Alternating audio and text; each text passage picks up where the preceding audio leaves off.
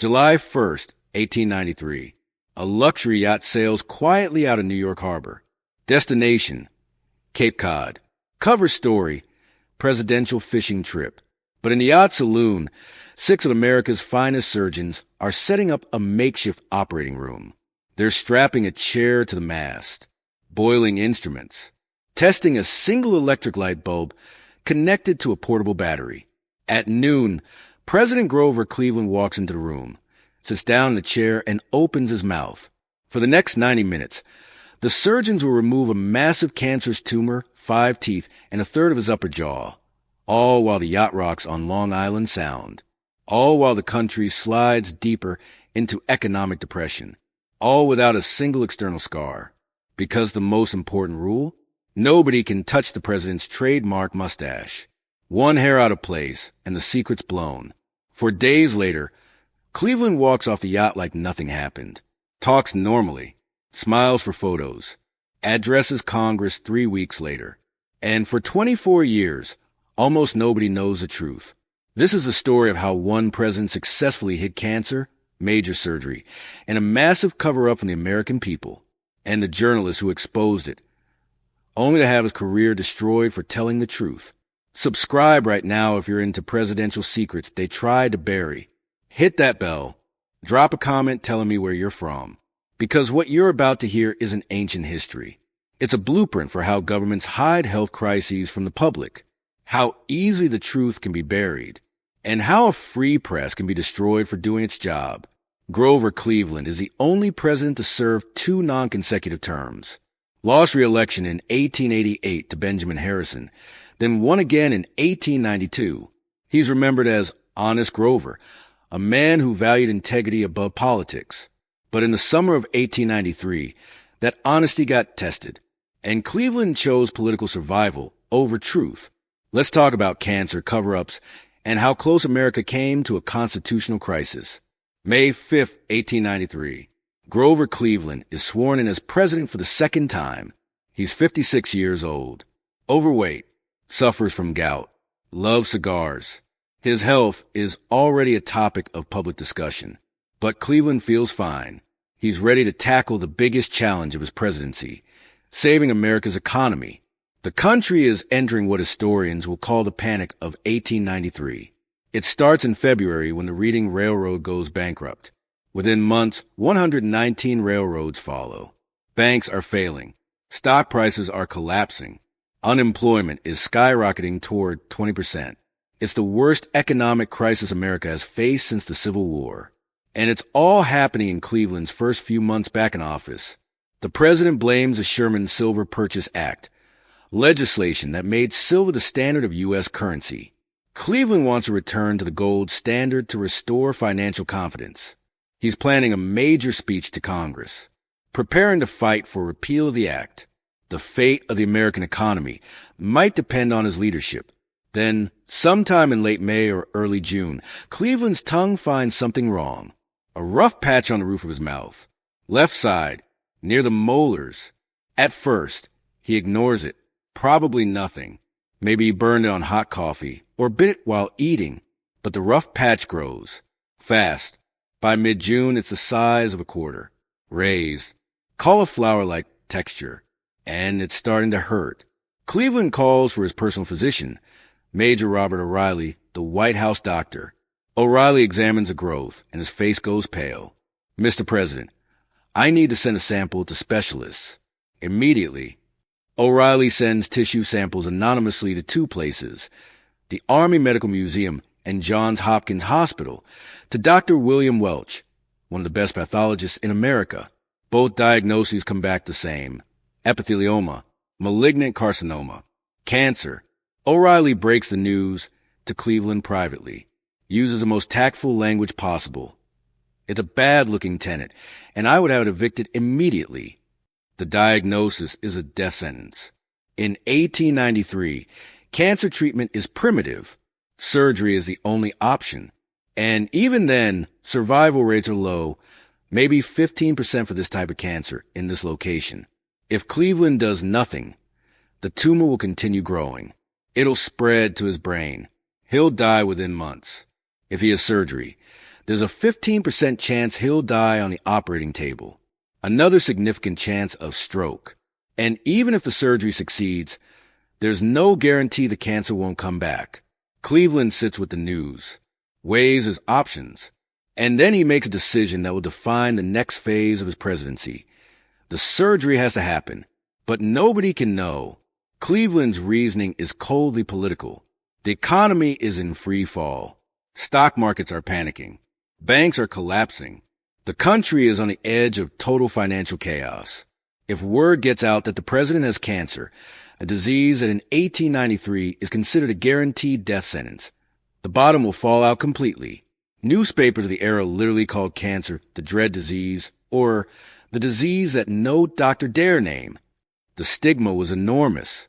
Cancer patients were often isolated from society. Some people believed it was contagious. And Cleveland's vice president? Adlai Stevenson, a Democrat, but not someone Cleveland trusts to manage the economic crisis. Stevenson is soft-spoken, cautious, not the kind of leader who could calm financial markets. If Cleveland's health becomes public knowledge, Stevenson might have to take over. Markets will panic worse. The economy will collapse further. So Cleveland makes a choice: hide the cancer, hide the surgery, maintain the illusion that everything's fine. But how do you perform major surgery on a sitting president without anyone noticing? Dr. O'Reilly consults with Dr. Joseph Bryant, one of Cleveland's personal friends and a highly respected surgeon. Bryant had published a review just 3 years earlier analyzing 250 cases of maxillary surgery, upper jaw removal. He's literally the expert on this exact procedure. Bryant brings in Dr. William Williams Keene, America's first brain surgeon and one of the most skilled surgeons in the country. The medical team discusses options. A hospital is out of the question. Too many people, too much scrutiny, impossible to keep secret. Cleveland himself comes up with the solution: his friend's yacht. Commodore Elias Benedict owns a 138-foot luxury yacht called the Oneida. Cleveland has gone on fishing trips with Benedict many times. The press and public are familiar with these excursions. Perfect cover story. Another fishing trip, 4 or 5 days. Nothing unusual. The surgical team expands to 6 doctors total. Dr. Joseph Bryant, lead surgeon. Dr. William Williams Keene, assistant surgeon. Dr. Robert O'Reilly, White House physician. Dr. Edward Janeway, cardiac specialist. In case Cleveland has a heart attack during surgery. Dr. Ferdinand Hasbrouck, dentist and anesthetist. Dr. John Erdman, assistant. All 6 are sworn to absolute secrecy. They can't tell their wives, can't tell colleagues, can't keep notes or diaries. The surgical plan is audacious. Perform the entire surgery through Cleveland's mouth. No external incisions, no visible scars. Preserve Cleveland's famous mustache. That mustache is his signature. If anything happens to it, people will know something's wrong. Complete everything while the yacht is moving on open water.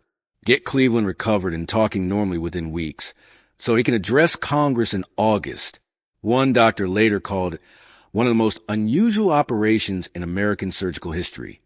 On June 30th, Cleveland tells his cabinet he's taking a short vacation. Fishing trip with Commodore Benedict. Back in 5 days. Nobody suspects anything. July 1st, 1893. Morning. The Oneida is anchored in New York Harbor. The 6 surgeons board discreetly, one by one, carrying leather bags full of instruments. Cleveland arrives separately, boards the yacht, greets his friend Benedict, sits on the deck smoking cigars, chatting with the doctors like it's just another fishing trip. At 11:30 a.m., the Oneida set sail into Long Island Sound. Below deck, the surgeons are converting the yacht saloon into an operating room. They've lashed a large captain's chair to mast. This will serve as the operating table.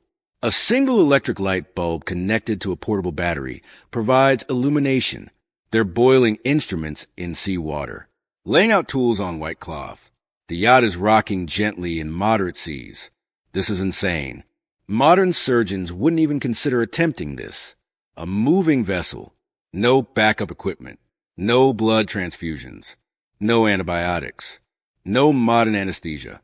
If something goes wrong, Cleveland will die, and the country will be thrown into chaos. Shortly after noon, Cleveland enters a saloon.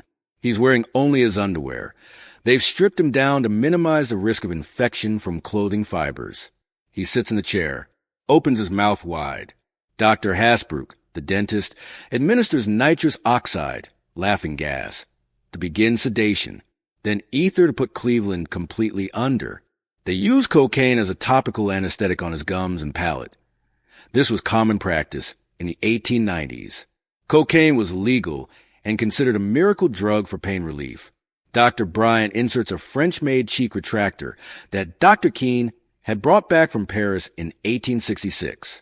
It holds Cleveland's mouth open wide, creating a working space. Dr. Hasbrouck pulls 2 teeth first, molars on the upper left side. This creates initial access. Then Bryant and Keene begin the real surgery. They're working entirely by touch in a small, dark, bloody space. The light bulb provides some illumination, but it's dim. Blood is pooling. The yacht is rocking. They start cutting into the roof of Cleveland's mouth, removing the tumor. But as they work, they realize the cancer has spread more than expected. It's invaded the antrum, the hollow space in the upper jaw. It's wrapped around the roots of several more teeth. They're going to have to remove much more tissue than planned. Over the next 90 minutes, they remove the entire tumor, about the size of a quarter, 5 teeth total. Most of Cleveland's upper left palate, a significant portion of his upper left jawbone. They're basically carving out the inside of his mouth, removing a section of bone roughly 2.5 inches by 13/16 of an inch.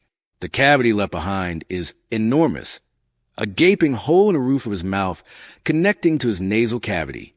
They pack the wound with iodoform gauze to control bleeding and prevent infection. Throughout the procedure, Cleveland remains unconscious. His vital signs stay stable. Dr. Janeway monitors his heart constantly, ready to intervene if there's cardiac distress.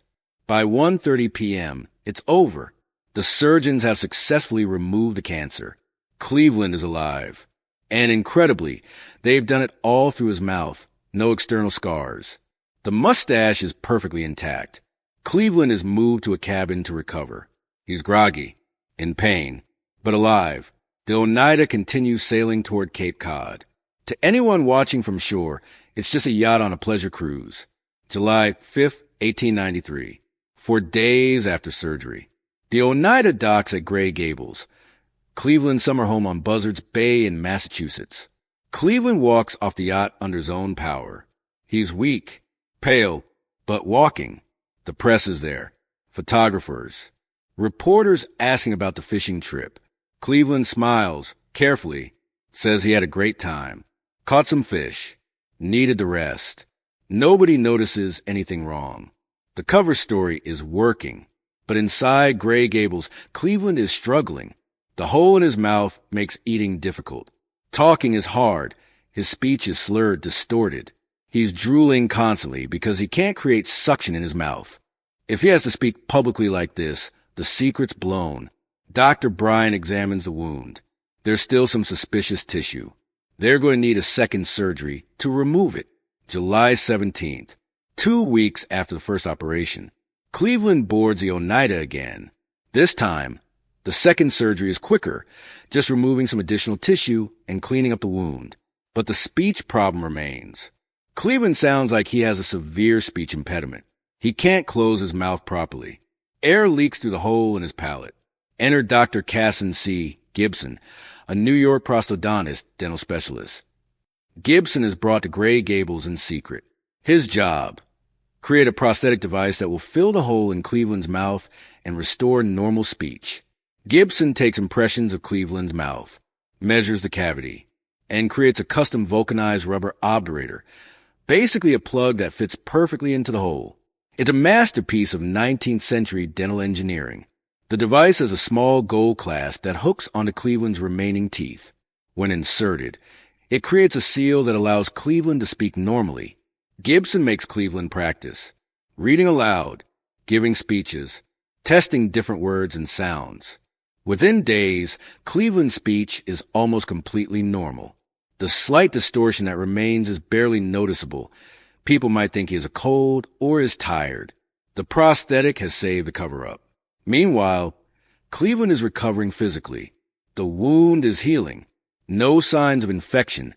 A miracle in the pre-antibiotic era. No stroke. No heart attack. Against all odds, the surgery has been a complete success.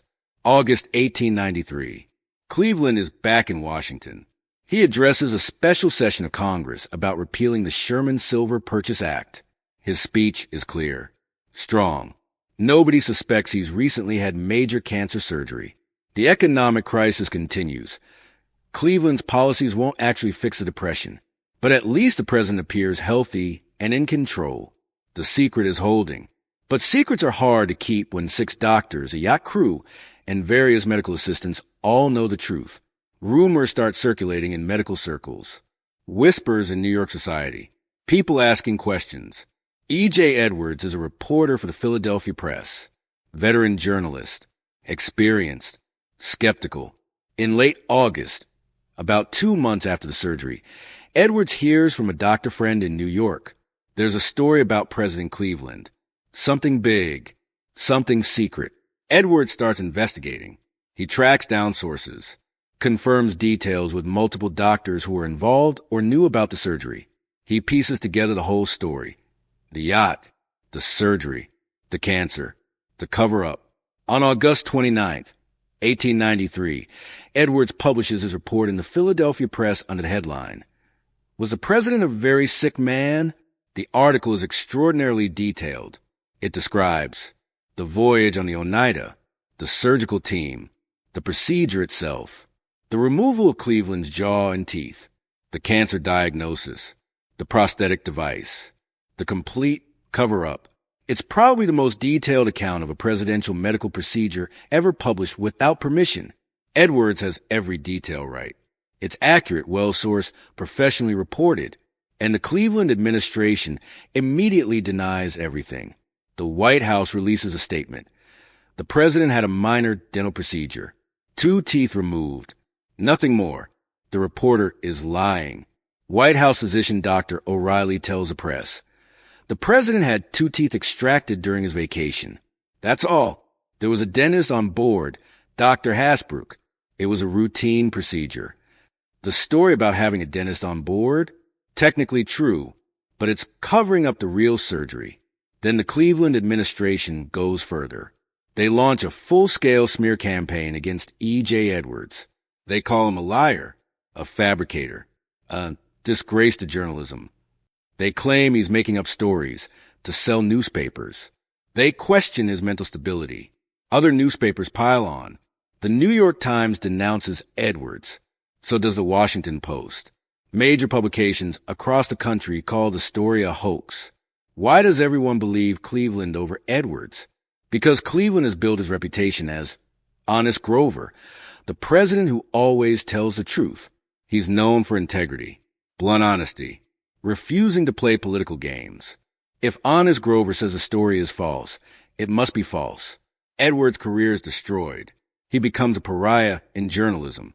Can't find steady work for the next 15 years. Other reporters avoid him. His reputation is ruined.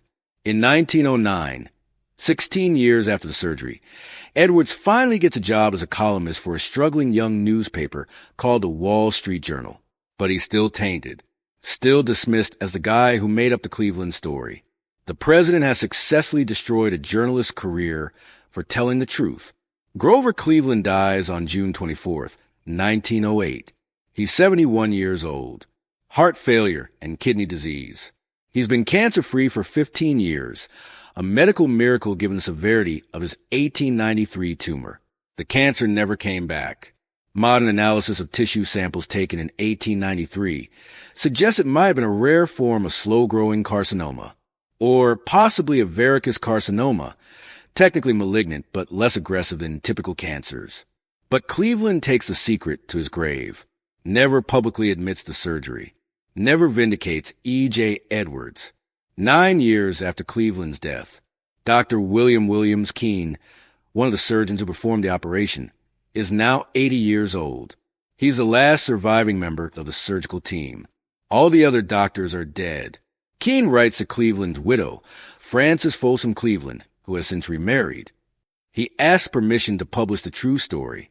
Frances gives her approval. On September 22, 1917, Keene publishes a detailed account in the Saturday Evening Post.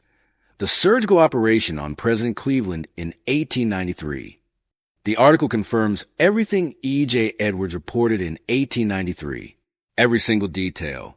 The yacht, the surgery, the tumor, the removal of Cleveland's jaw, the prosthetic device, the complete cover-up. Edwards had been right about everything, and the Cleveland administration had knowingly, deliberately lied to destroy his career. Keene's article vindicates Edwards, but the vindication comes 24 years too late. Edwards is 64 years old. His career never recovered. His reputation never fully repaired. He keeps working at the Wall Street Journal until his death in 1931.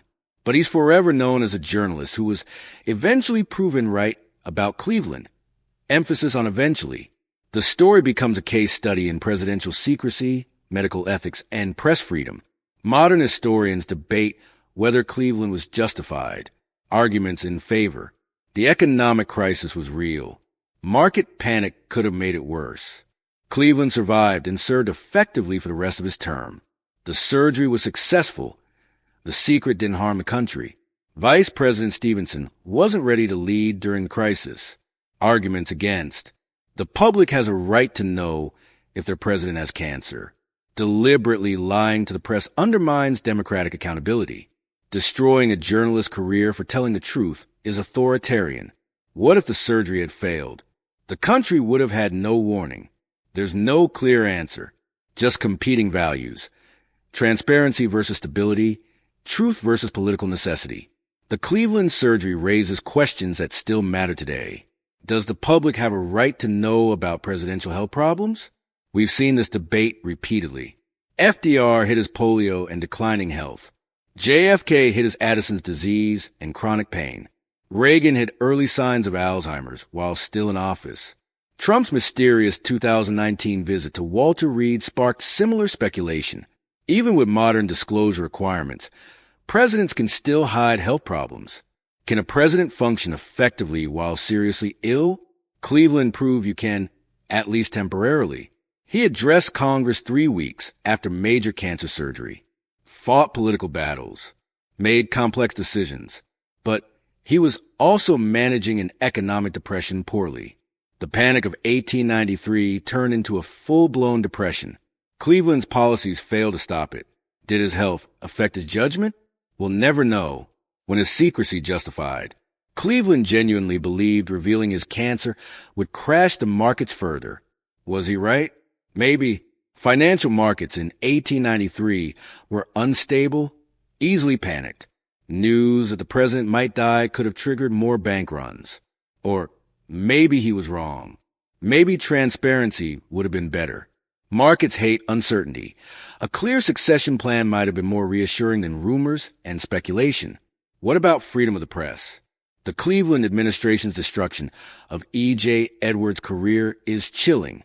A reporter did his job, investigated a story, confirmed facts with multiple sources, published the truth, and the government, the president himself, lied, denied, and systematically destroyed that reporter's reputation. It's a playbook that still gets used. Dismiss inconvenient reporting as fake news. Attack journalists' credibility. Question their motives. Make the story about the reporter instead of the facts. Cleveland pioneered these tactics 130-plus years ago. On July 1st, 1893, Grover Cleveland underwent one of the most audacious medical procedures in presidential history. 6 surgeons, a moving yacht, 90 minutes, no external scars, and a secret that held for 24 years. The surgery saved Cleveland's life. He lived another 15 years, cancer-free. But it cost E.J. Edwards his career. And it established a precedent that presidents can hide major health issues from the American people. Today, you can visit the Mutter Museum in Philadelphia and see the actual plaster cast of Cleveland's mouth before and after surgery. Dr. Gibson created them when designing the prosthetic. The before cast shows the massive hole left by the tumor removal. The after cast made 4 years later, shows how the tissue had healed and contracted. Physical evidence of a secret surgery that changed presidential history. The Oneida, the yacht that served as Cleveland's floating operating room, it had a long, strange afterlife. Changed hands multiple times. Became a salvage vessel. Finally abandoned in 1941. Old, deteriorated, forgotten. But its ghost still rides the waters of Long Island Sound. A reminder that sometimes history happens in the strangest places. And sometimes the truth takes 24 years to come out. What do you think? Did Cleveland have the right to hide his cancer from the public? Or does democracy require transparency even when it's politically inconvenient? Drop your thoughts in the comments. If this story made you think about presidential secrecy, press freedom, and the limits of privacy in public office, subscribe, hit that bell, and share this. Because the question Cleveland faced in 1893 hasn't gone away. We're still debating how much we have the right to know about our leaders' health.